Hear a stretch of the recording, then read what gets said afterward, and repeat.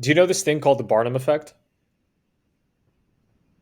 I think I've heard of it, but I don't. I think we've What's talked the? about it. It's basically this. There was this guy, P.T. Barnum. I think he was a psychologist, but might have just been some sort of researcher. And he like sort of described this psychological effect that there are these class of statements that you can say to someone that when the person hears them it sounds very very like personal, but they're actually like super general statements that apply to anyone. So it's part of the Oh, like reason yeah, yeah, horoscopes are astrology. so, yeah, exactly. So when I was in boot camp, coding boot camp, um, our first project, a command line interface project, uh, my partner and I built like a fake. It was, we told people it was like a dream interpreter, but it was really like a troll dream interpreter. And what it did is it would like prompt people to sort of, it'll ask people, hey, what did you dream about last night? And you would, or what is a dream that you've had in the past, that is, on your mind or you think about a lot. They'll say something like, oh, I was being chased by wolves, I was so afraid, and then I fell off a cliff and landed in a tree made out of cotton candy, something like that, right? So we used, I believe it was a Google API that did like sentiment analysis of like keywords Yeah, and yeah. sentences.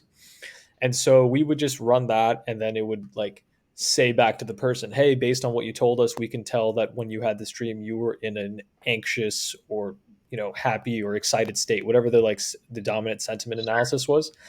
And then we would give the analysis of the dream part, which is leveraging this Barnum effect thing that says, you can say You'd be these super like general statements to people, and they're gonna think it's like super like accurate. applicable to them. So we were telling people like, oh yeah, like it's like tailored to you, it's super like related, but to what you're going through. But what we had done is we just like hard coded like, I don't know, like 30 to 40 like random 20 different things. sentences Yeah.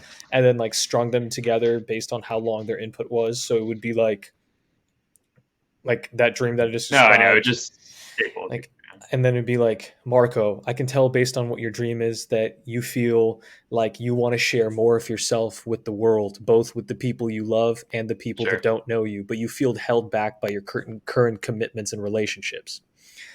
And people would do this and be like, oh my God, how did you I know. know? I That's know. how I feel all the time. I feel like that's how people like. So many people fall into defaults. Like people like. There's a reason like Facebook ads and all these ads are so like effective. It's like yes, everyone's like individual, but like there are I don't know many things that apply to many people. Um, Yeah, I well, feel like if that idea was taken too, and you like, what's that OpenAI model, like the GT3, whatever the its name is, like GTP2, something like that, that comes whatever. up with If you like like, text. yeah, yeah. If you strap that idea into that, you probably get instead of the 20 or 30 hard coded things, it probably would produce like someone's actual future. Like, um, That might be the startup idea there's a right thing there. called literally. There's a thing called copy AI where like you describe your product and then it like pumps out like It like writes copy copy for for it. your product.